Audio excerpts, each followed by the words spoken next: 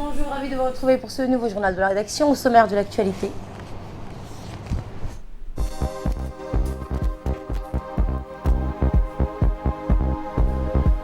La 16e séance du Conseil des ministres s'est tenue ce mardi 27 octobre. 7 questions étaient inscrites à l'ordre du jour. Vous entendrez le porte-parole du gouvernement dans ce journal.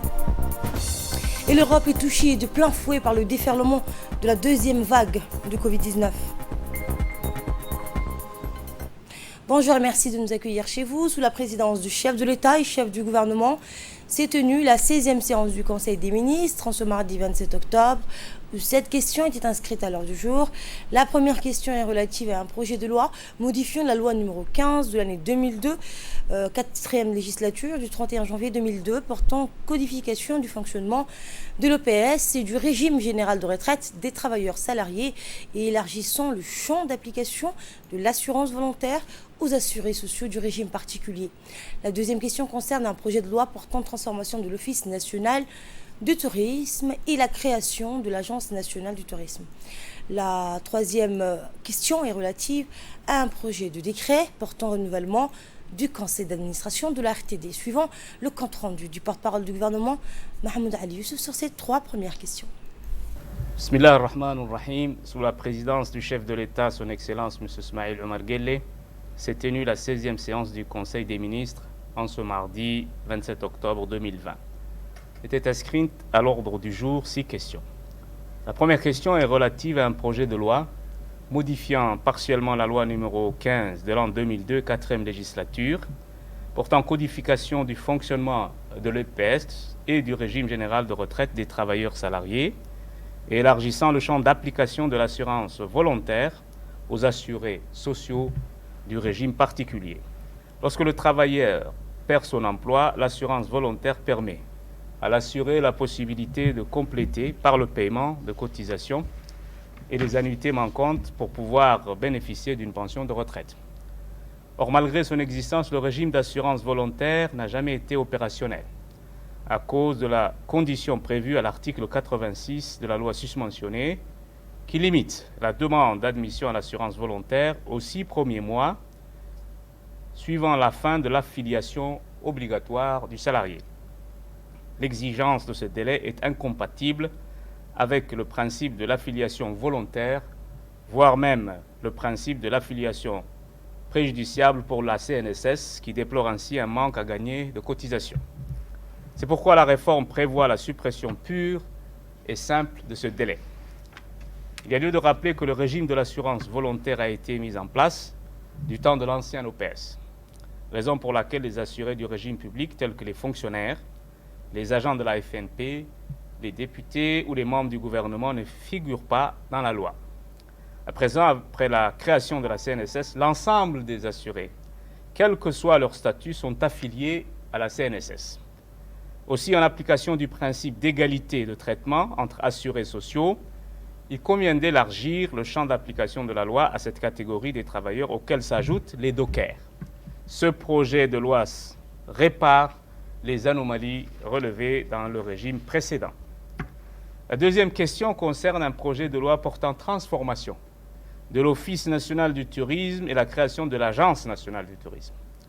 À travers la loi numéro 45 de l'an 2019, 8e législature du 30 avril 2019, portant orientation pour le développement et la promotion du tourisme en République de Djibouti, ainsi que son schéma directeur, les pouvoirs publics ont nettement affiché l'attachement à une politique volontariste de nature à poser les jalons d'un développement durable du secteur du tourisme à Djibouti. En effet, la transformation de l'Office du tourisme, qui avait la forme d'un établissement public à caractère administratif, en une agence ayant la forme d'un EPIC, un établissement public à caractère commercial, était prévue par l'article 11 de la loi numéro 45 du 30 avril 2019, portant orientation pour le développement et la promotion du tourisme en République de Djibouti. C'est dans ce cadre que le projet de loi procède à la transformation institutionnelle de l'Office national du tourisme, qui avait la forme d'un EPA, en une agence nationale du tourisme ayant la forme d'un EPIC. Par voie de conséquence, il s'avère nécessaire de déterminer par une loi le niveau de compétence de l'Agence nationale du tourisme pour atteindre les objectifs stratégiques de développement du secteur du tourisme qui a vocation à être un catalyseur de création d'emplois et de richesses. Ainsi, ce projet de loi articule les missions et les attributions de l'Agence nationale du tourisme. La troisième question est relative à un projet de décret portant renouvellement du conseil d'administration de la RTD. Conformément à l'article 8 du décret numéro 99-170, Présidence, ministère de la Communication, portant statut et cahier des charges de la radiodiffusion télévision de Djibouti, le mandat des membres du conseil d'administration est de 3 ans, renouvelable. La durée du mandat étant écoulée, donc, il faut procéder au renouvellement des membres de ce conseil d'administration de la RTD. Et la quatrième question concerne un projet de décret portant renouvellement du conseil d'administration de l'imprimerie nationale.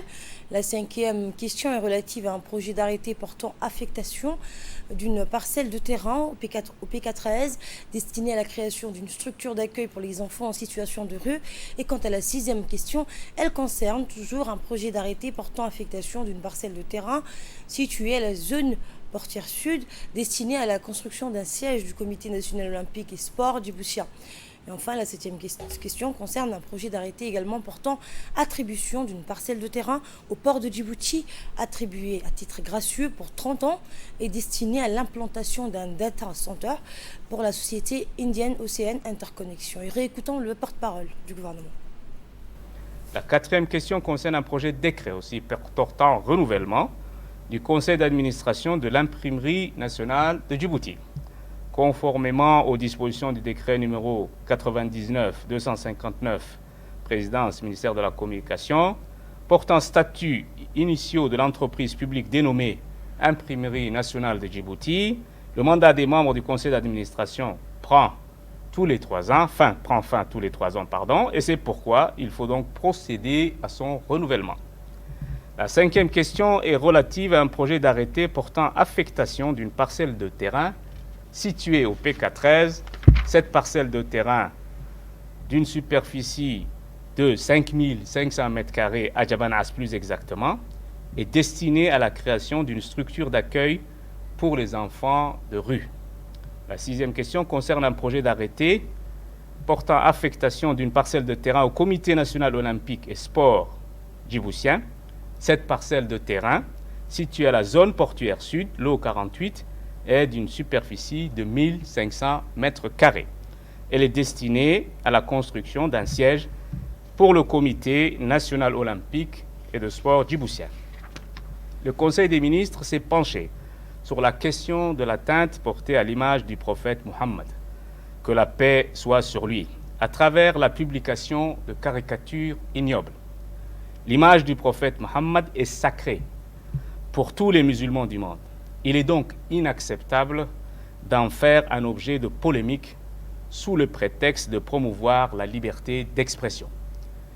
Le respect des croyances d'autrui est une constante fondamentale de la tolérance, du vivre ensemble et de la coexistence pacifique. À l'occasion donc de la célébration de la naissance du prophète Mohammed, que la paix soit sur lui, le 29 octobre 2020, le gouvernement souhaite une bonne fête à toutes les Djiboutiennes et tous les Djiboutiens et à tous les musulmans du monde. La septième question concerne un projet d'arrêté portant attribution d'une parcelle de terrain située au port de Djibouti et d'une superficie de 22 000 m². Cette parcelle de terrain attribuée à titre gracieux pour 30 ans est destinée à l'implantation d'un data center par la société Indian Ocean Interconnection. Dans le reste de l'actualité, le président de la République, Ismaël Omar Guelleh, a souhaité succès et réussite à son nouvel homologue élu dimanche à la tête de la République des Seychelles, Wavel Ramkalawan. Dans un message de félicitations qu'il a adressé au nouveau président élu, le chef de l'État djiboutien a salué une victoire historique. Votre accession à la magistrature suprême de votre pays a valeur d'heureux couronnement, à votre persévérance, à votre foi inébranlable, à votre capacité à servir avec dévouement et abnégation les intérêts supérieurs de vos compatriotes, a écrit le président Guelleh. Votre longue expérience politique et vos nombreuses qualités intellectuelles et humaines vous seront indubitablement aussi de précieux appuis pour vous acquitter à bien de votre mission, a par ailleurs noté le président de la République, avant de réitérer ses chaleureuses félicitations à son homologue, figure très connue du paysage politique des Seychelles. À 59 ans, il a été élu donc dès le premier tour à la magistrature suprême de son pays avec un score de 54,9% des suffrages exprimés. L'IGAD a appelé dimanche au dialogue et au compromis pour trouver une solution négociée à la controverse engagée autour du barrage hydroélectrique en construction en Éthiopie. Le méga barrage hydroélectrique appelé Grand Ethiopia Renaissance Dam, actuellement en construction sur le Nil Bleu, est un afflux majeur du Nil. L'IGAD est confiant dans le processus mené par l'Union africaine pour parvenir à une solution acceptable pour l'Éthiopie, le Soudan et l'Égypte. En juillet, l'Éthiopie a annoncé que le remplissage du barrage pour la première année était en construction sur le Nil Bleu. L'Égypte, un pays en aval du bassin du Nil, a fréquemment exprimé sa crainte que le méga barrage de l'Éthiopie affecte sa part de l'eau du fleuve, tandis que le Premier ministre éthiopien Abiy Ahmed a promis à plusieurs reprises que le barrage ne nuira ni l'Égypte ni le Soudan, affirmant que le projet de barrage assurerait une utilisation équitable et raisonnable des eaux fluviales entre les trois pays concernés.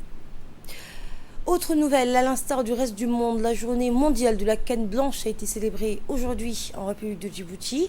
Cette journée a été présidée par le ministre de l'Éducation nationale et de la formation professionnelle, Moustapha Mohamed Mahmoud, et a vu la participation de nombreuses personnalités.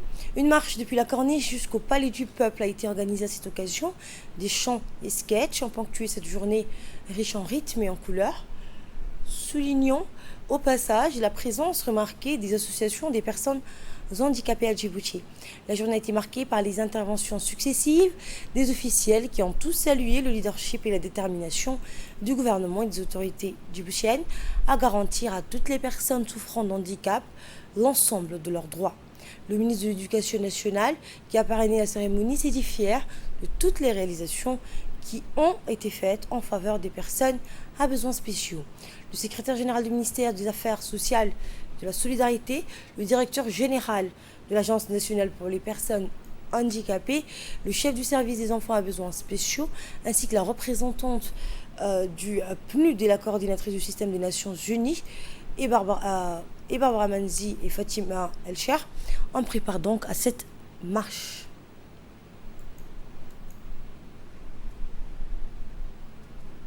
Et nous retrouvons l'appel à la prière. Je vous retrouve tout de suite après pour le reste de l'actualité.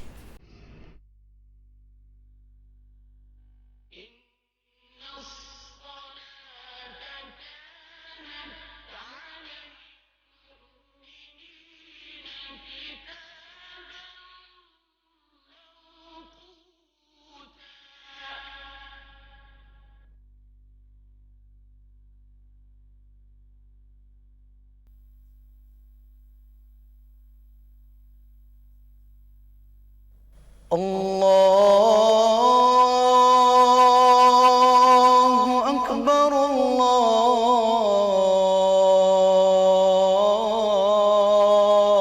الله أكبر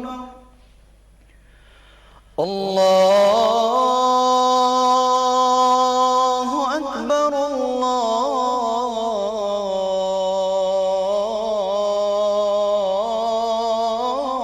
الله أكبر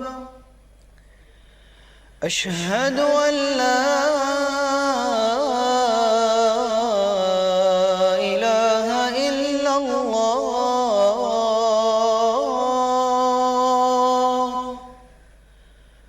أشهد أن لا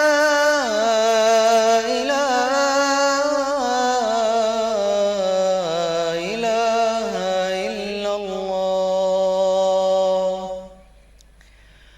أشهد أن محمد رسول الله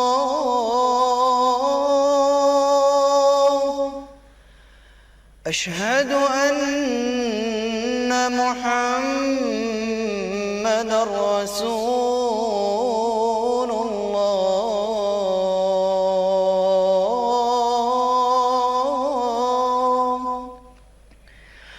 حي على الصلاة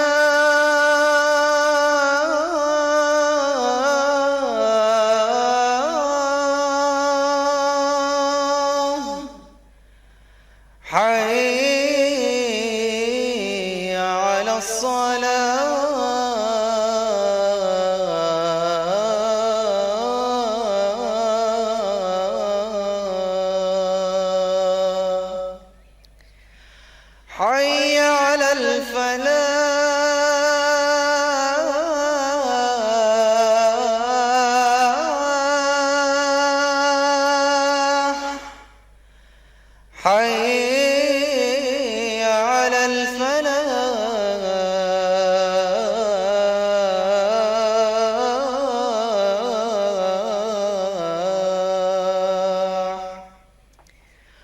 الله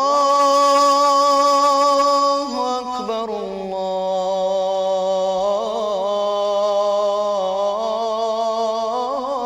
الله أكبر لا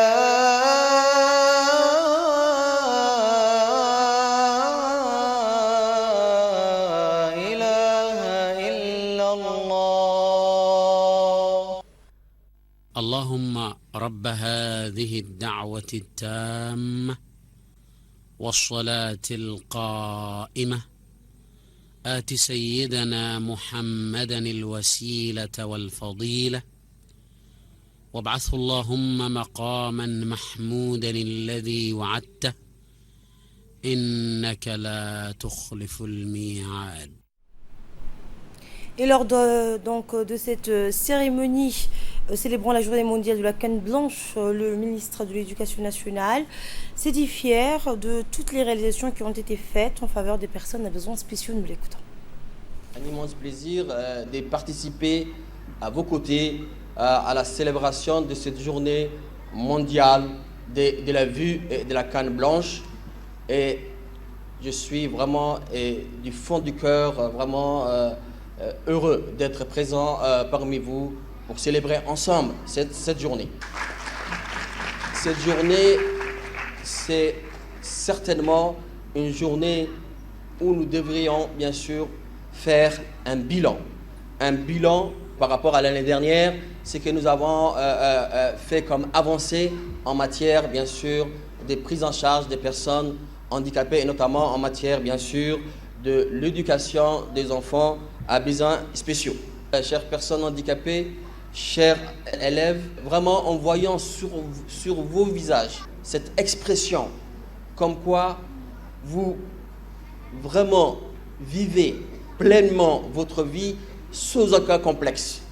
Et nous, personnes se disant normaux, nous sommes vraiment tout petits face aux efforts, aux difficultés que vous rencontrez chaque jour et que chaque jour Dieu fait, vous l'affrontez avec vraiment une joie et un sourire et un visage rayonnant. Et pour cela, je suis vraiment tout petit, nous sommes vraiment tout petits par rapport à vous.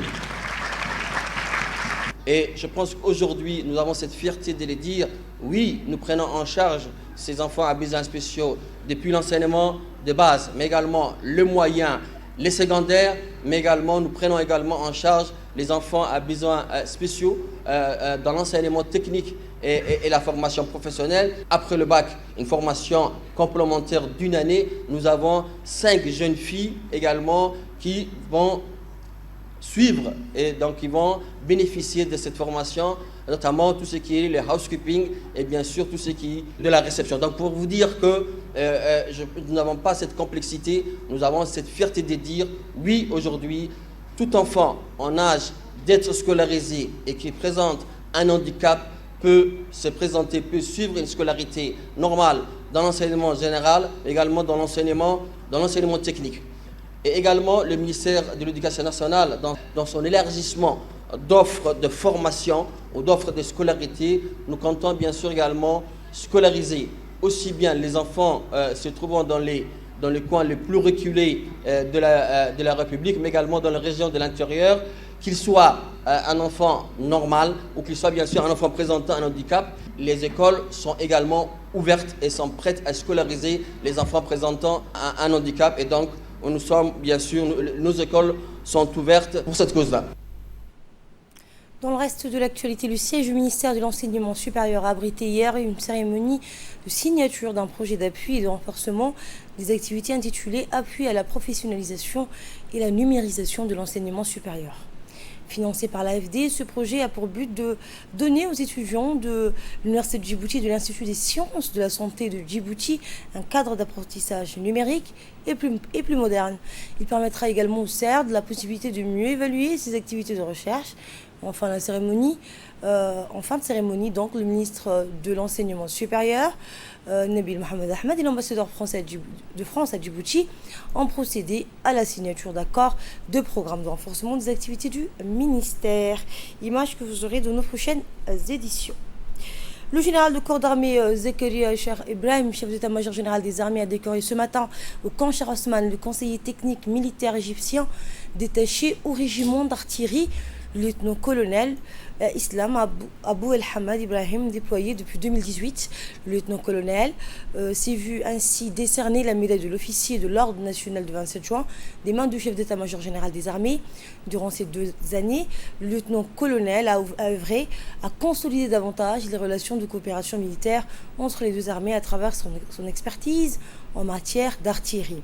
Cette distinction hautement méritée symbolise les efforts consentis dans le cadre du renforcement des capacités opérationnelles du régiment d'artillerie, et c'est dans ce cadre et satisfait du devoir accompli que le général Zakaria Cher Ibrahim a voulu particulièrement lui adresser ses félicitations à travers cette décoration. Arrivé donc au terme de sa mission, le conseiller technique militaire a tenu à rencontrer le général avant son départ. De son côté, le général Zakaria Cher Ibrahim lui a souhaité un excellent retour dans son pays d'origine et auprès de sa famille. En outre, le général lui a également souhaité plein de succès pour sa prochaine affectation. Eh bien, la cérémonie de décoration s'est terminée par la traditionnelle photo de famille.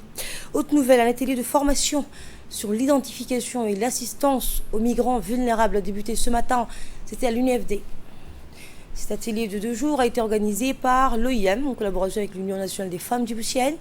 Cet atelier de formation s'inscrit dans le cadre du programme Meilleure gestion des migrations, cofinancé par le Fonds fiduciaire de l'Union européenne pour l'Afrique et le ministère fédéral allemand de la coopération économique du développement, et coordonné par le programme par la GIZ. Le programme BMM vise à renforcer les capacités des institutions nationales, à améliorer la gestion de la migration, à lutter contre la traite des êtres humains, le trafic des migrants, et à garantir aux migrants la protection dont ils ont besoin. Et dans un mot fait à cette occasion, la maire de la ville de Djibouti a promis son soutien et celui de la mairie pour une meilleure protection des migrants à Djibouti. Extrait et images que vous aurez également dans nos prochaines éditions. Et de là, nous passons à ce qui domine l'actualité hors de nos frontières. Je vous le disais en titre, l'Europe est touchée de plein fouet par le déferlement de la 2e vague du Covid-19. Partout, les gouvernements des pays du jeu renforcent donc les restrictions face à cette situation qui s'emballe. Des mesures encore plus drastiques, comme des reconfinements, pourraient être mis en place. La Belgique fait face à une forte poussée épidémique qui a entraîné la mise en place ce lundi de nouvelles mesures de restriction. Avec 257 nouveaux décès en 24 heures, environ 200 000 nouvelles contaminations la semaine dernière, l'hypothèse d'un reconfinement ne semble plus exclue. Fin de cette édition, merci à vous de l'avoir suivi. J'aurai le plaisir de vous retrouver ce soir à 22 h pour un nouveau journal. Bon après-midi à toutes et à tous. 4.